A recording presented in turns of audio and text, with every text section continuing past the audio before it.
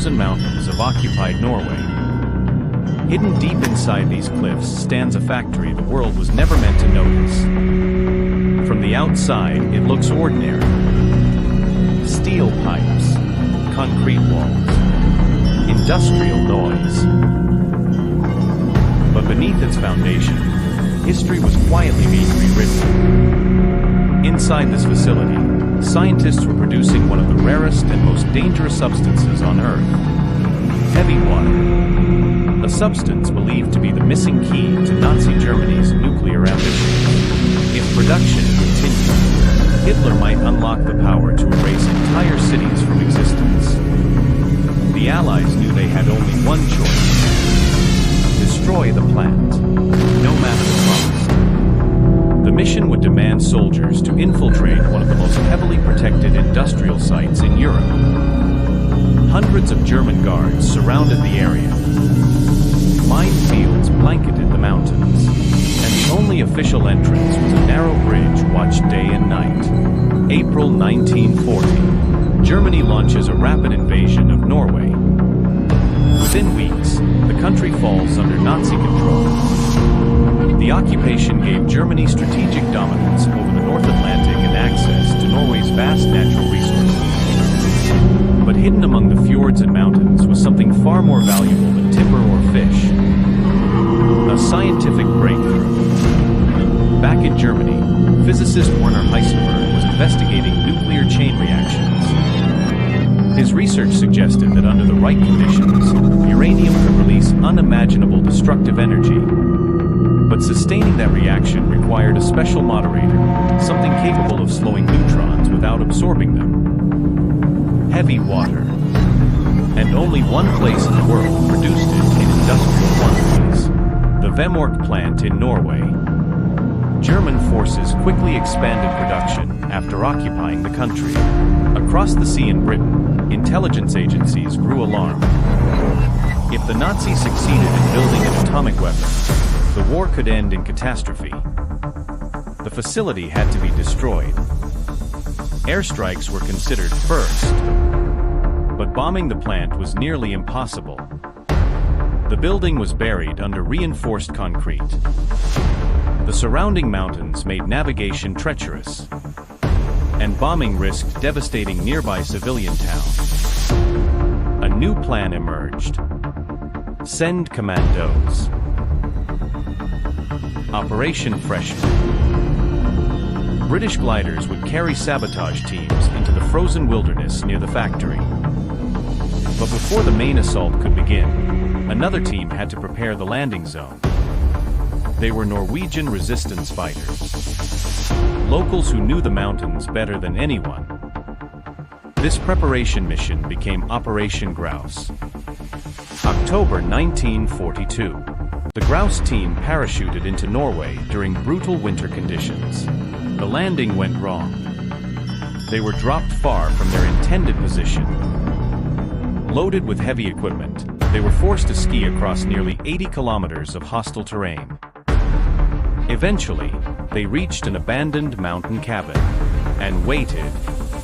Weeks passed. Food ran dangerously low. Temperatures dropped below -30 degrees. Still, they waited.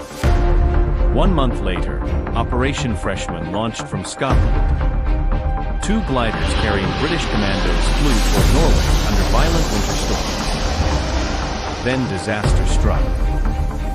One aircraft lost control and crashed into a mountainside. Another glider snapped loose from its towing plane and crash-landed far from the target. Dozens of soldiers were killed instantly. The survivors were captured.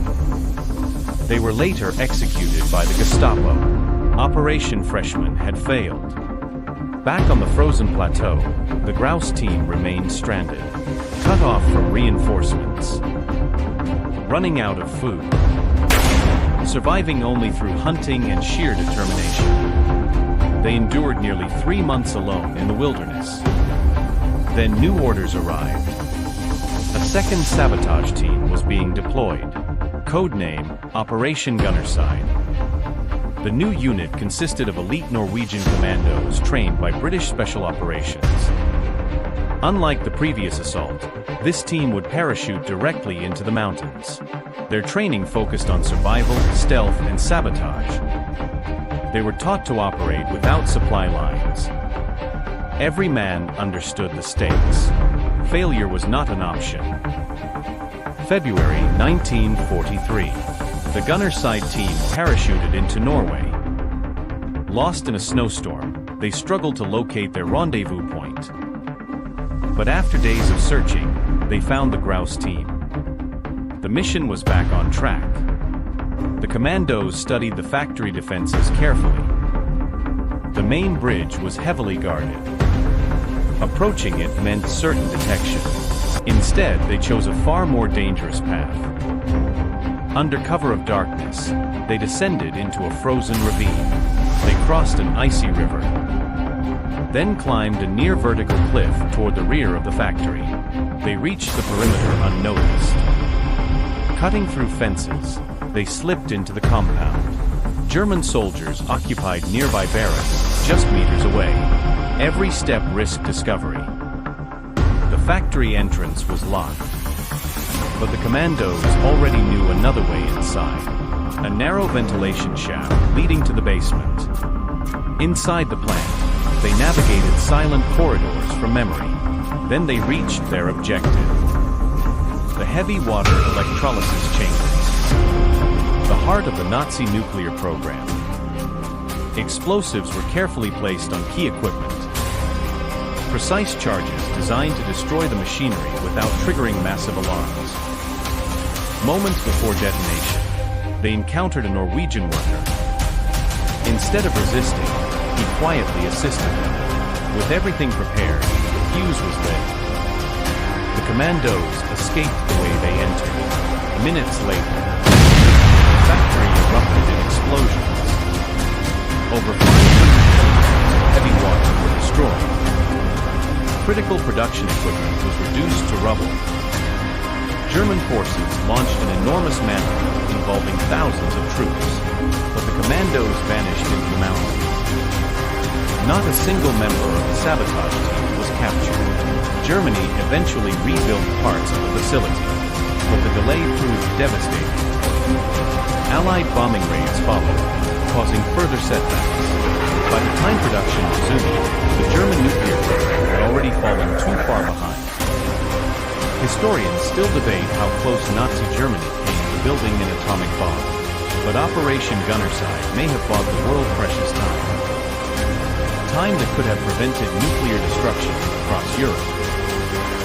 Sometimes, history is not changed by massive armies, but by small groups of individuals willing to risk everything.